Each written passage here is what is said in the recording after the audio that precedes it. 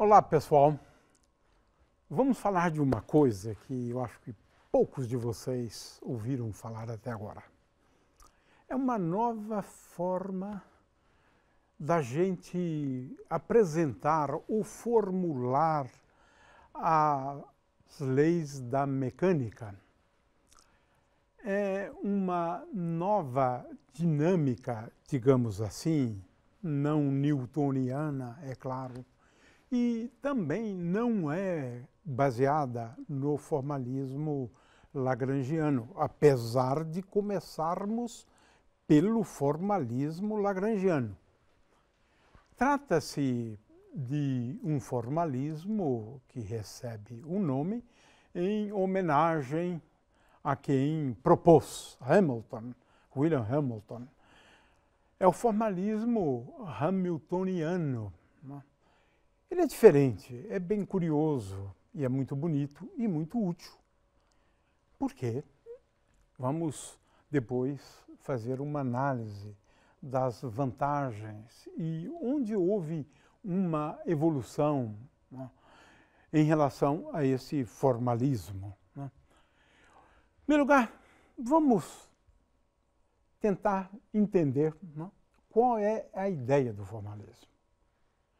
A ideia do formalismo é a seguinte: nós começamos com uma função lagrangiana que depende. Aqui eu considerei só uma coordenada para simplificar, mas na verdade, em geral, temos muitas coordenadas, né? A lagrangiana depende, né? Ela é função, né, de que ponto? Isto. De que é uma coordenada qualquer, né? Estamos falando de coordenadas generalizadas, né? Então, que é uma coordenada qualquer, né? Pode ser um ângulo, como a gente já viu, né? Que ponto e t. Eventualmente t, né?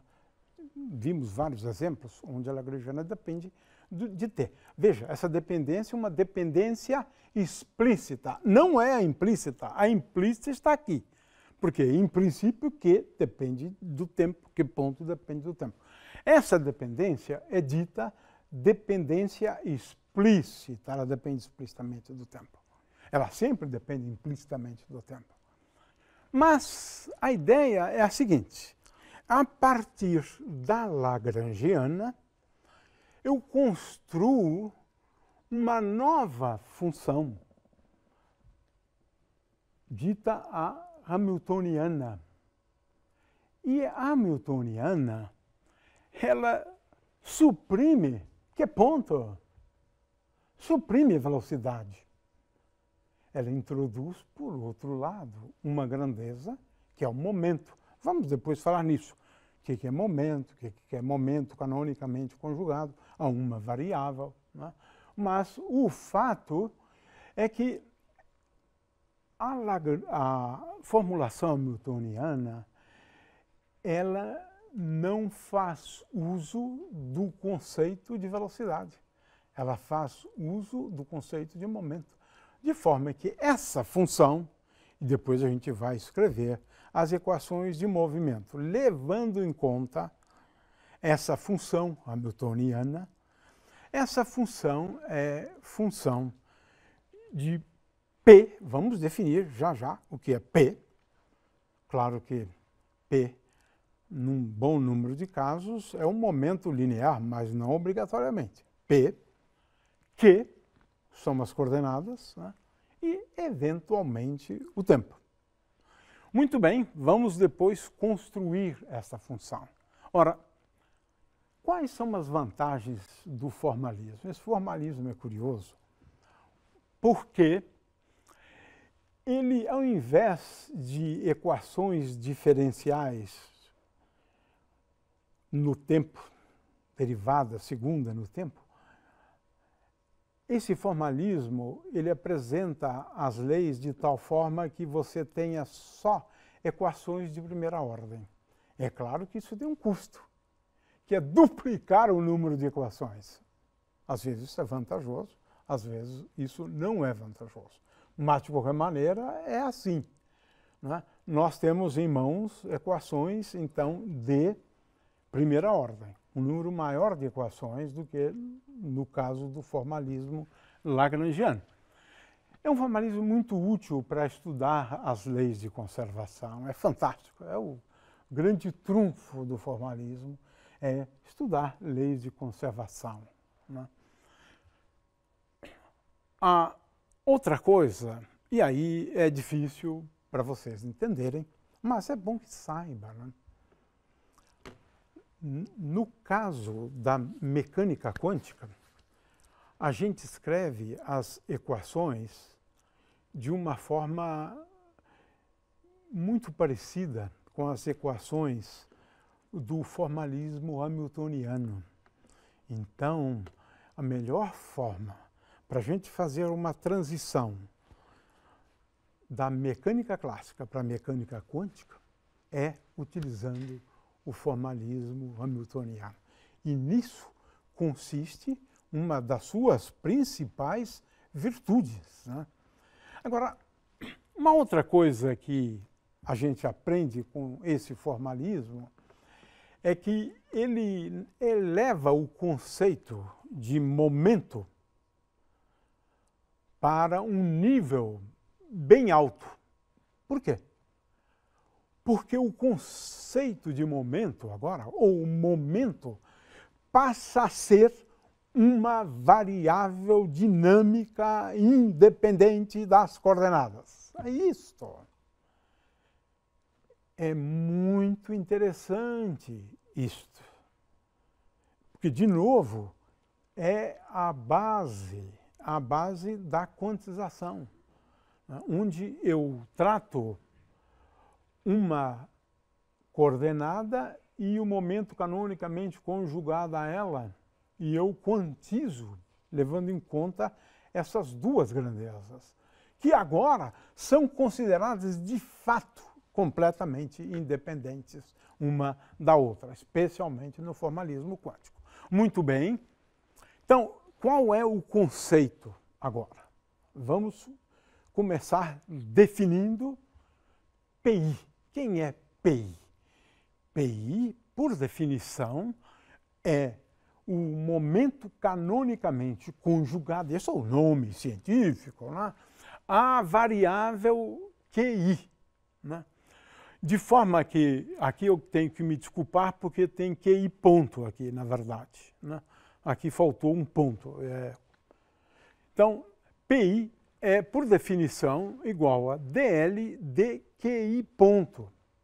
Essa é a definição de momento canonicamente conjugado à variável QI. É DL de QI ponto. Ora, agora nós vamos tratar da variável QI e do momento canonicamente conjugado à variável QI. E agora, esse parzinho aqui, tanto no formalismo hamiltoniano quanto na mecânica quântica, tem um papel essencial, fundamental, né?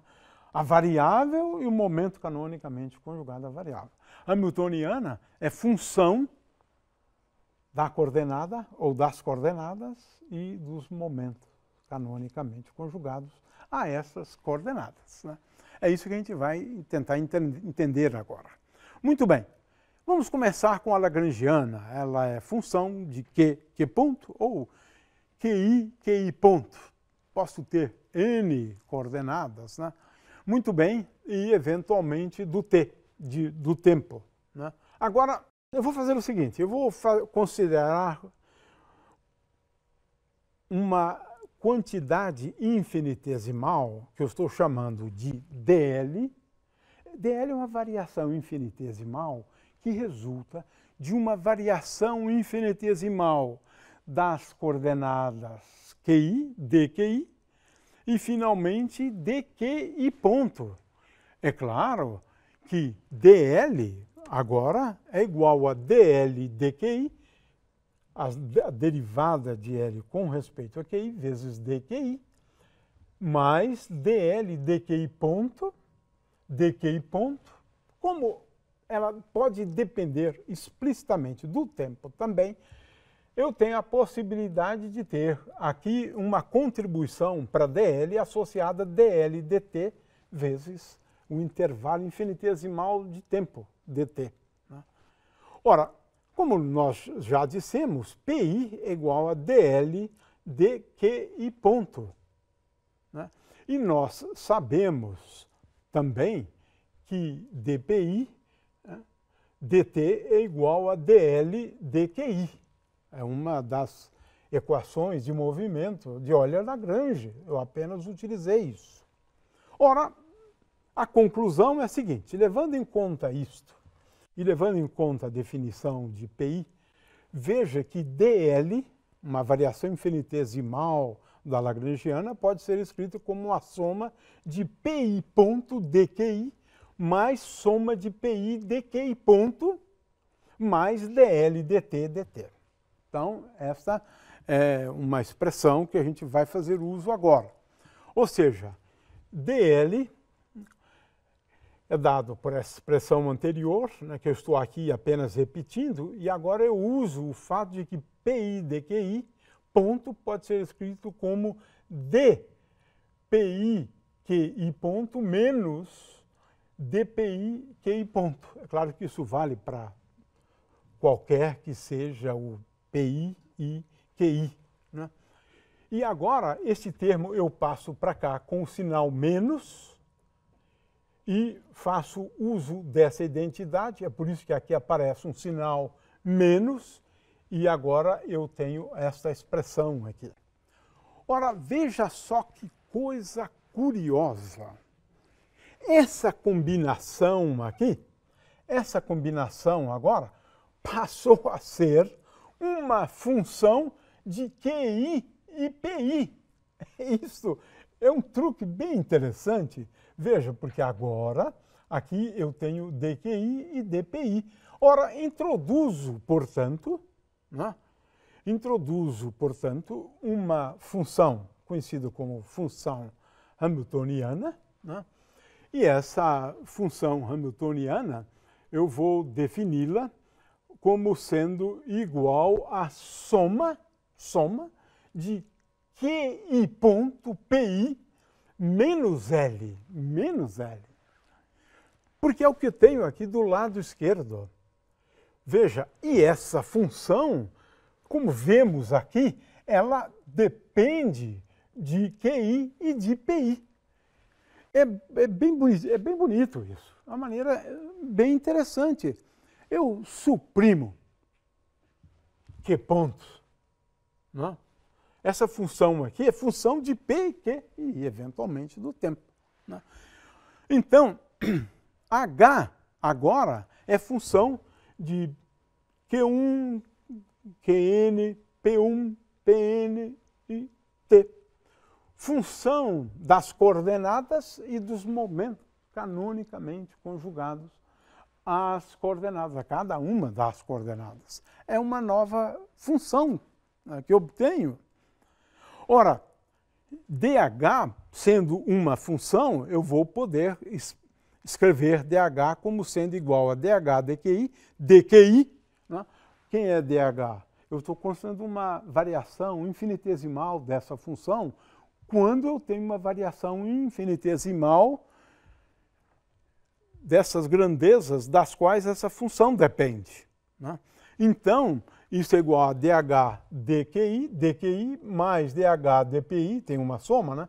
Vezes dPi, mais dH dt.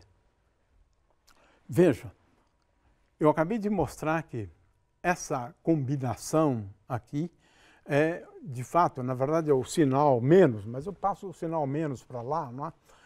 Essa combinação aqui, de fato, eu posso escrever como uma função só de QI e PI.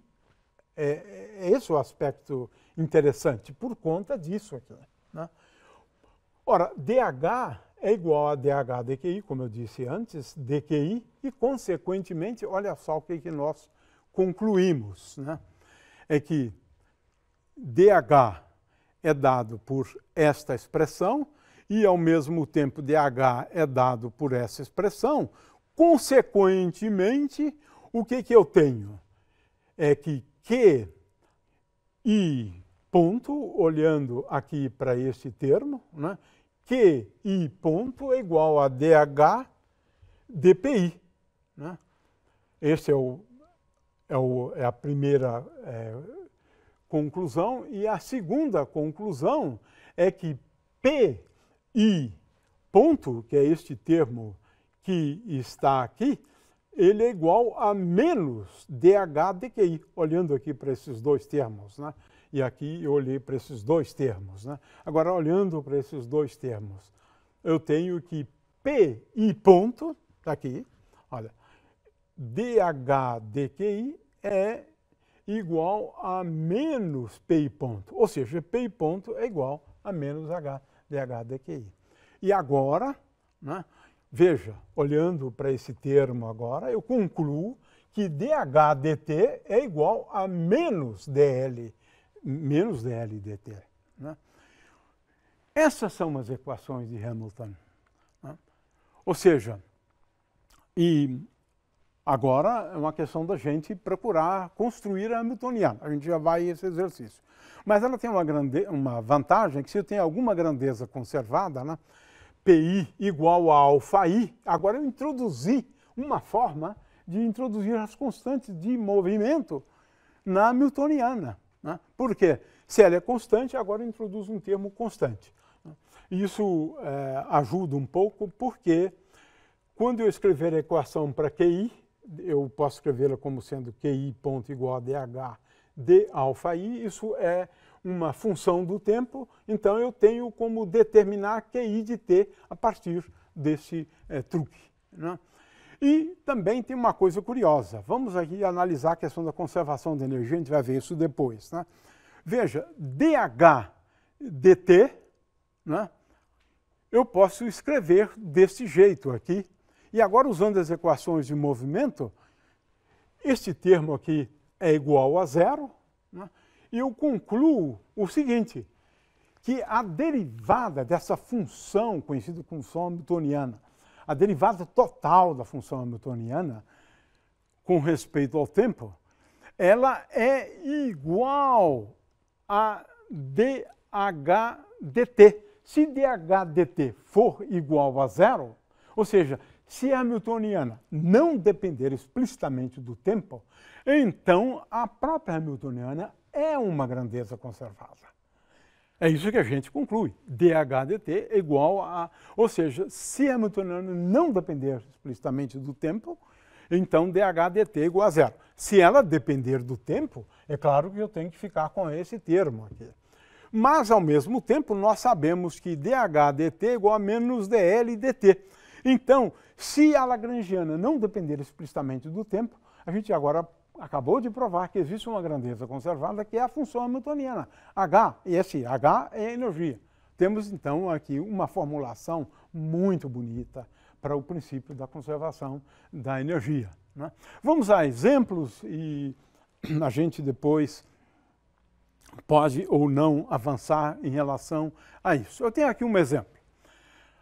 A lagrangiana de uma partícula, que é m vezes x ponto ao quadrado sobre 2 mais m vezes y ponto ao quadrado sobre 2 mais m vezes z ponto ao quadrado sobre 2, menos u de x, y, z. Ora, agora eu defino os momentos. Px é dl dx ponto. Px é igual a m vezes x ponto. Nesse caso, Px é a componente x do momento linear. É isso, do momento linear. Py é igual a m vezes y ponto, Pz é igual a m vezes z ponto. Portanto, o momento canonicamente conjugado à variável x é Px, a componente x do momento linear. E P, portanto, agora é m vezes v. Ora, como é que eu construo a hamiltoniana? X ponto é igual a Px sobre m. X ponto é igual a Px sobre m. Substituo aqui. Y ponto é igual a Py sobre m. Pz. Olha só aqui a forma da hamiltoniana agora. A hamiltoniana é igual a Px sobre 2m, Px ao quadrado sobre 2m, mais Py ao quadrado sobre 2m, mais Pz ao quadrado sobre 2m, mais u. Né? Ou seja, é P2, né, sobre 2m mais U. Né? Ora, as equações agora eu tenho, ao invés de 3 equações de segunda ordem, o que eu tenho? Eu tenho agora 6 equações de primeira ordem. Né? Eu agora escrevo essas equações, vejam, P.x igual a menos dVx ou menos du, né? Seria melhor aqui, né? energia potencial. Né? Menos du dx, P.y igual a menos du dx e assim por diante. Ou seja, eu tenho 6 equações de primeira ordem. Né? Tem um outro exemplo aqui, né? Um exemplo 2, onde eu lido com o caso da Lagrangiana, né? Envolvendo coordenadas polares. Né? Nesse caso, veja que a Hamiltoniana tem essa forma, PR sobre 2m ao quadrado mais Pθ sobre 2mr ao quadrado mais U. Né? Veja que, nesse caso, a Hamiltoniana não depende de θ, então essa grandeza aqui é conservada. Né? E assim por diante. Bom, a gente repete um pouco, né, do que a gente já viu antes. Né? Então, nesse segundo exemplo, né, a gente mostra como pode ser útil o formalismo hamiltoniano. Né?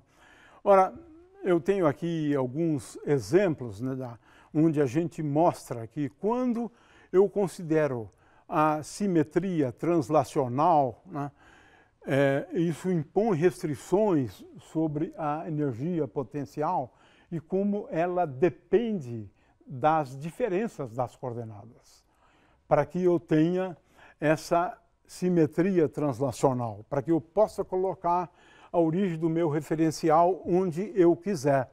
E é interessante porque agora eu consigo demonstrar, em primeiro lugar, a segunda lei de Newton, onde eu provo que F2.1 é igual, agora eu estou considerando o caso de duas partículas, né, que interagem entre si, né, e somando essas equações eu deduzo aqui a conservação do momento linear como consequência da invariância da Hamiltoniana sob translações do espaço. Que translações são essas?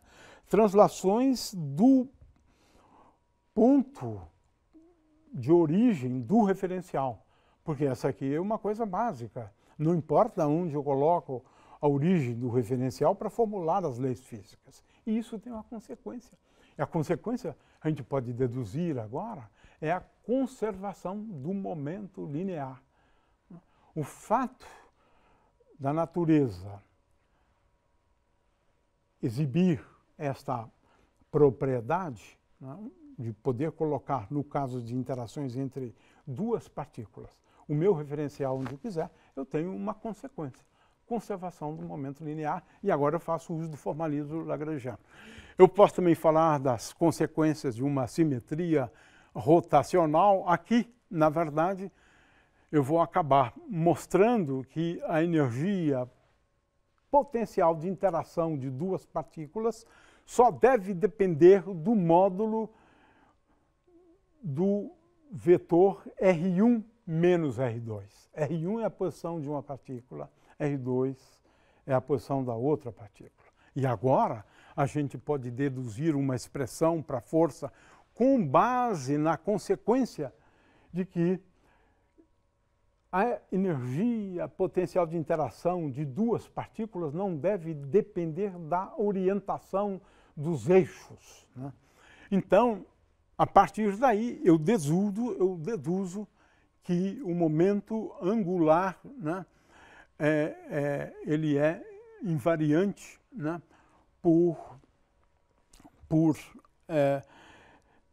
que o momento angular é conservado, porque a Hamiltoniana ela é tal que a energia de interação só depende do módulo do vetor posição R1 menos R2. Né?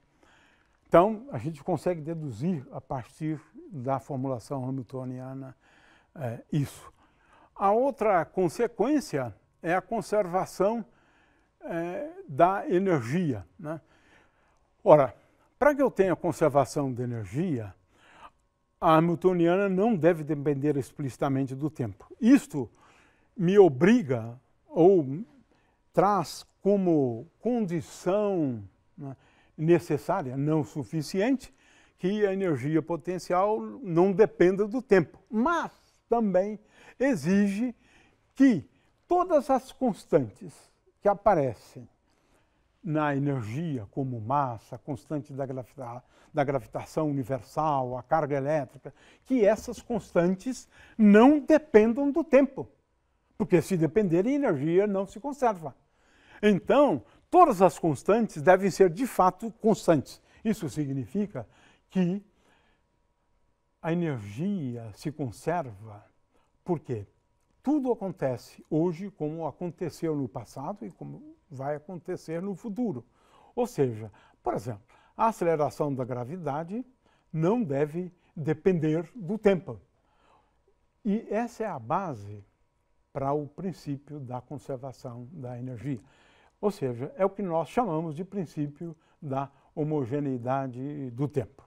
E com isso, então, nós fizemos um resumo, né, de algumas consequências e dos usos da formulação hamiltoniana.